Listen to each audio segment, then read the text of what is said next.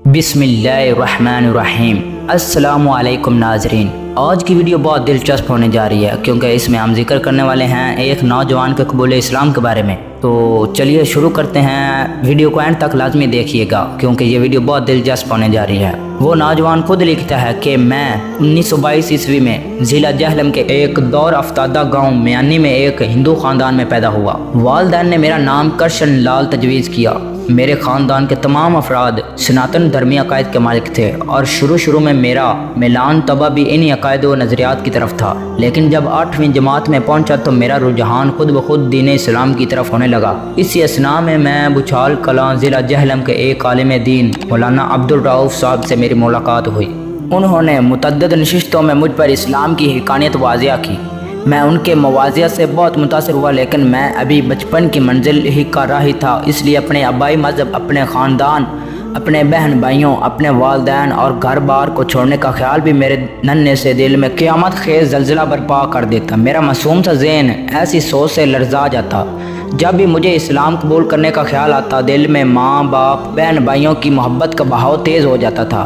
बचपन की ना तजुर्बाकारी और ना पुख्तगी मेरे आड़े आती और मैं किसी हतमी फ़ैसले पर ना पहुँच पाता। 1 मार्च 1938 की सुहानी और मुबारक रात में मैंने एक ख्वाब देखा कि मक्का मुअज़्ज़मा में बैतुल्लाह के ऐन सामने खड़ा हूँ। सैयदुल अव्वलीन वल आखिरीन मोहम्मद रसूलुल्लाह दीवार काबा से तकिया लगाए मेरे सामने जलवा अफरोज़ हैं और इर्द गिर्द सहाबा कराम अजमाइन तशरीफ़ फरमा हैं। मैं वालहाना जज्बा और शौक़ के आलिम में सहाबा के दरमियान से गुजरता हुआ सैयदुल अंबिया की बारगाह अक़दस में पहुँचा और मुसाफ़ा के लिए हाथ बढ़ाया।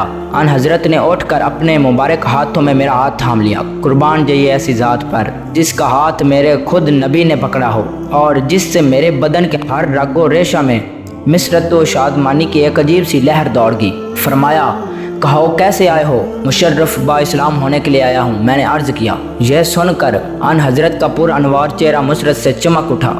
मेरा हाथ अपने मुक़द्दस हाथों में थाम कर आपने कुछ पढ़ा जिसे मैं इस वक्त समझ नहीं सका। फिर फरमाया, अब तुम दौलत इस्लाम से बहरूर हो गए हो। हस्बे मामूल सुबह आँख खुली तो मेरा नन्हा सा दिल खुशी के जज्बात से मामूर था। जब वालिदा मोहतरमा के पास बैठकर खाना खाने लगा तो उन्होंने मुझसे खिलाफ मामूल इस कदर खुश नज़र आने की वजह पूछी। मैं इस बात को टाल गया। स्कूल के औकात में मौलाना अब्दुल रऊफ़ साहब से मिलकर उन्हें जब रात का पुरलुत्फ़ ख्वाब सुनाया तो उन्होंने फरमाया, रोज़ाना सोते वक्त अल्लाह ताला से हिदायत की दुआ किया करो। 3 मार्च 1938 को जुमेरात का दिन था। मैं रात को हस्बे मामूल सो रहा था कि ख्वाब में यूँ महसूस हुआ जैसे स्कूल बंद होने पर मैं म्यानी की तमाम तलबा के साथ घर आ रहा हूँ। रास्ते में एक कवि हिकल दीव कामत और क्रियल मंजर शख्स खड़ा है जिसे देखकर हम सब पर लर्जा तारी हो गया।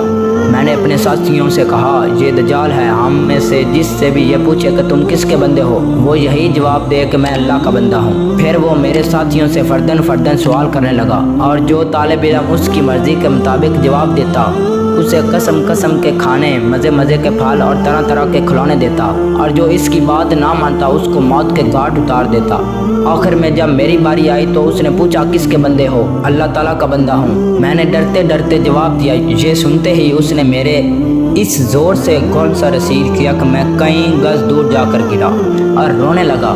दज्जाल ने तहकमाना लहजे में आवाज़ देते हुए कहा, इधर आओ। मैं डरता कांपता उधर चला ही गया था कि मेरे कानों में हजूर नबी अकरम सल्लल्लाहु अलैहि वसल्लम की शेरी आवाज़ पड़ी, पहले मेरे पास आओ। आपको देखकर मुझे ताज्जुब हुआ कि अभी 2 दिन पहले तो मैंने आपको मक्का मुकर्रमा में देखा था, आज यहाँ कैसे तशरीफ़ लाए? मैं दज्जाल की सख्त मार की वजह से रोता हुआ अन हज़रत मोहम्मद रसूलुल्लाह सल्लल्लाहु अलैहि वसल्लम की बारगाह आली में पहुँचा। आपने मेरी कमर पर दस्त शफ़क़त फेरते हुए फरमाया, देखो मैं सिर्फ तुम्हारी खातिर यहाँ आया हूँ। दज्जाल की बात हरगिज़ न मानना, मैं तुम्हारे लिए दुआ कर रहा हूँ। अल्लाह ताला ने चाहा तो तुम नाकामी का मुँह नहीं देखोगे। ये इरशाद फरमाकर आप जब तशरीफ़ ले गए तो मैं दज्जाल के पास पहुँचा। उसने फिर वही सवाल दोहराया और मैंने भी हस्बे साबिक वही जवाब दे दिया। इस पर वो मारे गज़ब के लाल पीला हो गया और जब उसने मेरे मुंह पर थप्पड़ मारने के लिए हाथ बढ़ाया तो मारे दहशत के मेरी चीख निकल गई और इसके साथ ही मेरी आँख खुल गई और फिर सुबह तक मुझे नींद ना आ सकी। मैंने फ़ैसला कर लिया कि आज बुछाल कलां पहुंचकर कबूल इस्लाम का ऐलान कर दूंगा। والدہ محترمہ نے جب صبح کو کھانا تیار کیا تو میں نے اس کے پاس بیٹھ کر کھایا۔ اس وقت دل میں جذبات کا تلاطم برپا تھا، جانتا تھا کہ آج ہمیشہ کے لیے ماں اور بھائیوں سے جدا ہو رہا ہوں۔ پھر اس گھر میں جہاں زندگی کی کئی بہاریں دیکھی ہیں، شاید ہی قدم رکھنا نصیب ہو۔ بھائیوں کی محبت و شفقت نے مجھے مجبور کیا تو بہانے میں نے ان کے سر پر ہاتھ پھیر کر دل کو تسکین دی۔ اسی طرح ہیلے بہانے سے پیاری ماں کے قدم چھو کر ہدیہ عقیدت و احترام پیش کیا۔ کھانے سے فارغ ہوا تو بستہ اٹھایا اور اپنے گھر، تینوں بھائیوں اور محترمہ والدہ کی طرف حسرت بھری نگاہ ڈالی اور پرنم آنکھوں سے میں اپنے آبائی گھر سے رخصت ہو گیا۔ 4 مارچ 1938 عیسوی کو جمعہ کا مبارک دن اور محرم کی پہلی تاریخ تھی کہ میں دوپہر کے وقت تیار ہو کر سیدھا مسجد میں داخل ہوا۔ مولانا عبدالرؤف صاحب کے ہاتھ پر مشرف با اسلام ہوا اور غازی احمد نام تجویز ہوا۔ میرے اسلام لانے کی اطلاع جب گھر پہنچی تو قہرام سا مچ گیا۔ سب نے رونا پیٹنا شروع کر دیا۔ میرے والد صاحب کشمیر میں ملازم تھے، انہیں اور دوسرے رشتہ داروں کو بذریعہ تار مطلع کیا گیا۔ ابھی 3-4 روز بھی گزرنے نہ پائے تھے کہ والد صاحب نے دوسرے رشتہ داروں سے مل کر مولانا عبدالرؤف اور ملک محمد طفیل ہیڈ ماسٹر پر مقدمہ دائر کر دیا کہ انہوں نے ہمارے نابالغ بچے کو ترغیب و ترہیب سے زبردستی مسلمان بنا لیا ہے۔ SDM کی عدالت میں مقدمہ پیش ہوا۔ ایک طرف والد محترم اور متعدد ہندو رشتہ دار تھے اور دوسری طرف میں اور ہزاروں کی تعداد میں مسلمان۔ عدالت میں میرے بیان ہوئے۔ میں نے کہا میں اپنی رضا اور غیبت سے مسلمان ہوا ہوں۔ میرا قبول اسلام میں کسی فرد و بشر کا ہاتھ نہیں۔ میں مسلمانوں ہی کے پاس رہوں گا۔ والدین کے پاس مجھے جان کا خطرہ ہے۔ جب فیصلہ میرے حق میں ہوا تو مسلمان خوشی سے نعرے لگاتے ہوئے عدالت سے واپس لوٹے۔ میرے والد صاحب بھلا کب نیچے بیٹھنے والے تھے، انہوں نے مختلف عدالتوں کا دروازہ کھٹکھٹایا مگر انہیں کہیں بھی کامیابی نصیب نہ ہو سکی۔ پولیس نے ہندوؤں کے دباؤ میں آ کر بڑی تحقیق و تفتیش سے کام لیا مگر میرے رشتہ داروں کو اپنا مقصد حل ہوتا نظر نہ آیا۔ ہر عدالت میں ہزاروں کی تعداد میں مسلمان میرے ساتھ ہوتے جو اکثر اوقات بوچھال کلاں سے پیدل چڑھ کر جایا کرتے۔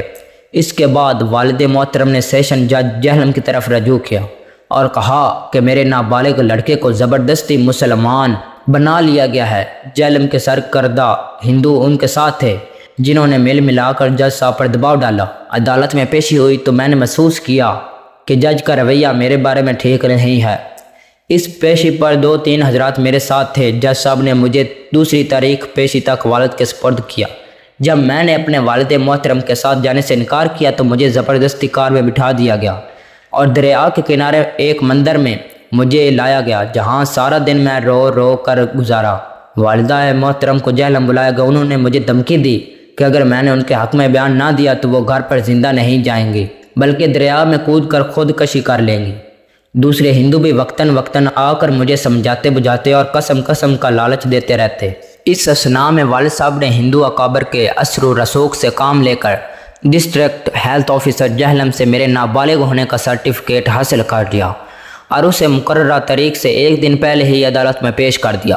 جج صاحب نے جب مجھ سے پوچھا کہ آپ والدین کے پاس رہنے میں خوش ہیں تو میں نے نفی میں جواب دیا، لیکن افسوس کہ میری بات کسی کو وقت نہ دی گئی اور زبردستی مجھے والدین کے سپرد کر دیا گیا۔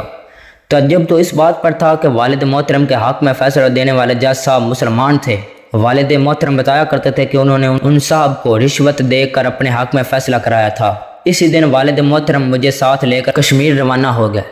2-3 دن جمعوں میں ایک پنڈت صاحب کے ہاں فروکش ہوئے۔ پنڈت صاحب نے مجھے رام کرنے کے لیے ایڑی چوٹی کا زور لگایا مگر ان کے غیر معقول دلائل مجھے ذرا بھی متاثر نہ کر سکے۔ یہاں پہنچ کر میں نے مولانا عبدالرؤف صاحب کو خط لکھنے کی کوشش کی مگر کامیاب نہ ہو سکا۔ والد محترم نے وہ خط میری جیب سے نکال کر اپنے پاس محفوظ کر لیا۔ چوتھے دن والد بھدرواہ کے لیے روانہ ہو گئے۔ بٹوت تک بس کے ذریعے پھر بھدرواہ تک پیدل ہی راستہ طے کیا۔ دوسرے دن میرے والد مجھے ایک پنڈت کی میت میں گاؤں سے باہر ایک بلند پہاڑی پر لے گئے اور اپنے پاس بٹھا کر کہا، دیکھو میں اس مقدمے میں تم پر 10,000 روپے خرچ کر چکا ہوں، تم نے مجھے کہیں کا نہیں رکھا، خاندان میں میری ذرا بھی عزت نہیں رہی۔ یہ کہا اور میرے والد کی آنکھوں میں آنسو تیرنے لگے۔ میں نے اپنی زندگی میں شاید پہلی اور آخری بار ہی والد کی آنکھوں میں اس طرح آنسو دیکھے تھے۔ میرا دل پسیج گیا مگر مجھے رحمت عزدی نے سہارا دیا اور حضور نبی اکرم صلی اللہ علیہ وآلہ وسلم کی زیارت کے وہ تمام حالات میری آنکھوں کے سامنے پھرنے لگے۔ میں نے اپنے والد محترم کی خدمت میں عرض کیا کہ مجھے آپ کی پریشانیوں اور تکالیف کا احساس ہے۔ آپ نے میرے لیے بہت کچھ کیا، مگر میں دل کے ہاتھوں مجبور ہوں۔ میرا دل ترک اسلام کا تصور تک بھی نہیں کر سکتا۔ اگر آپ مجھے اسلام پر قائم رہنے کی اجازت و مرحمت فرما دیں تو تمام عمر آپ کی غلامی میں بسر کر دوں گا۔ والد نے یہ سنتے ہی چھڑی ہاتھ میں لے کر مجھے پیٹنا شروع کر دیا، اور اتنا پیٹا کہ بدن سے خون بہہ کر سارے کپڑے خون آلود ہو گئے۔ اس پر بھی والد محترم کو نہ رحم آیا اور نہ ان کے ہاتھ کی حرکت میں کمی آئی۔ میں آدھ مرا ہو کر بھی پڑا، ٹھوکریں کھاتا رہا۔ آخر جب دل کا غبار اچھی طرح نکال چکے تو پنڈت سے مخاطب ہو کر کہنے لگے، کیوں نہ میں اسے دریا میں دھکیل دوں؟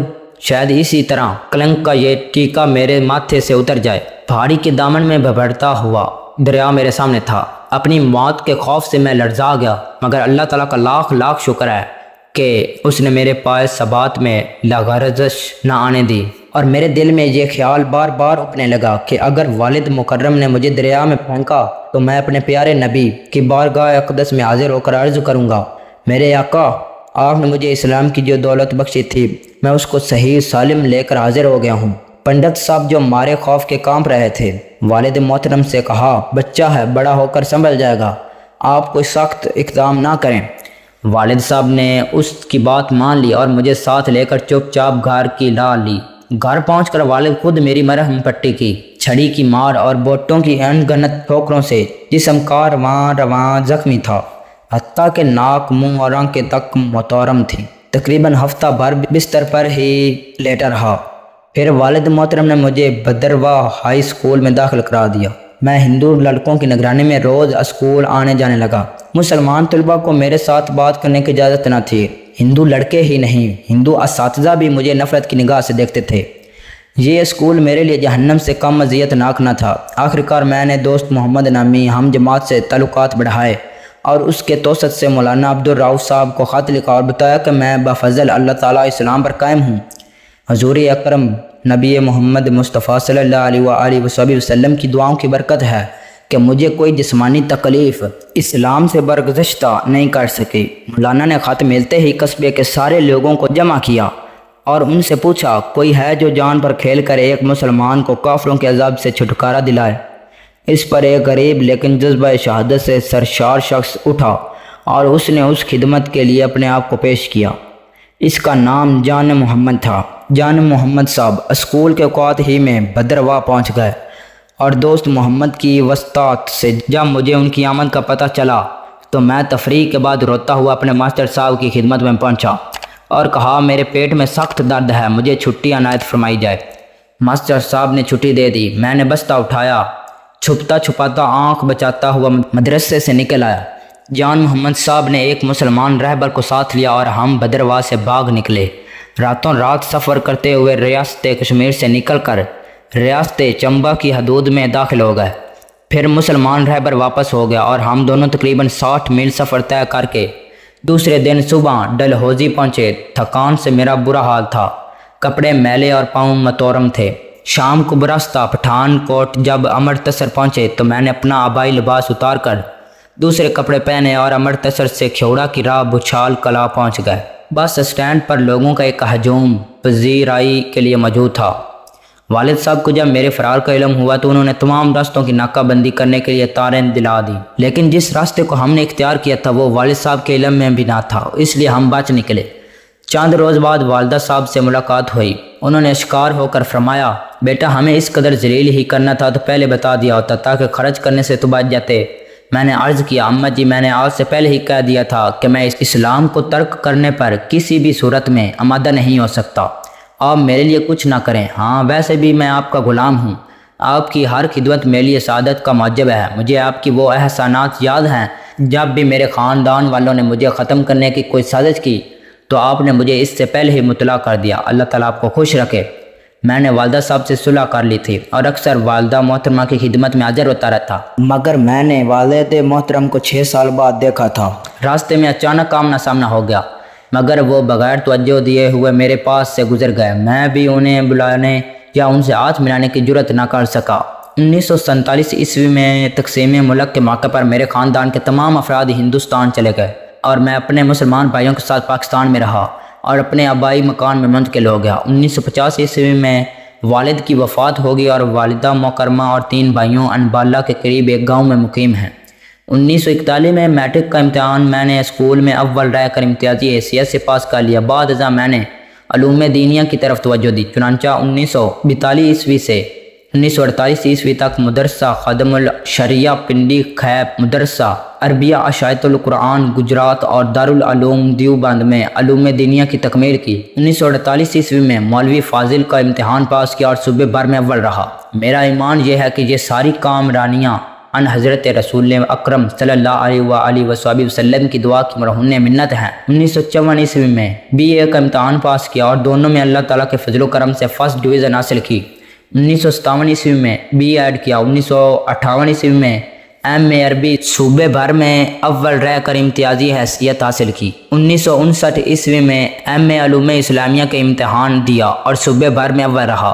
ان تمام عنایات پر میں اپنے مالک حقیقی کا شکر گزار ہوں۔ اسلام قبول کرنے کے بعد میں نے اپنے اندر ایک بہت بڑی ذہنی روحانی انقلاب محسوس کیا، ورنہ اسلام لانے سے پہلے میں ایک متوسط ذہن کا مالک تھا۔ اسلام کے سایہ عافیت میں پناہ لینے کے ساتھ ساتھ اللہ تعالیٰ نے دینی اور دنیاوی ترقی کے دروازے بھی میرے لیے کھول دیے، اور دوسری بات جو میں نے اپنی علمی زندگی میں محسوس کی وہ نبی اکرم کی دعا کا اثر ہے۔ مجھے آج تک کسی عمر میں ناکامی کا سامنا نہیں ہوا اور ان حضرت کی دعا ہی میری زندگی کا سب سے قیمتی سرمایہ ہے، اور انشاءاللہ قیامت تک یہی دعا میری نجات کا باعث ہوگی، آمین ثم آمین۔ بے شک ایمان کی حلاوت کا اپنا ایک مزہ ہے، اور جب ایک مسلمان اس پر ڈٹ جائے تو یقیناً اللہ کی مدد بھی آتی ہے۔ اللہ تعالی ہم سب کو اس واقعے سے سبق حاصل کر کے ایمان پر استقامت سے جمع رہنے کی توفیق عطا فرمائے، آمین یا رب العالمین۔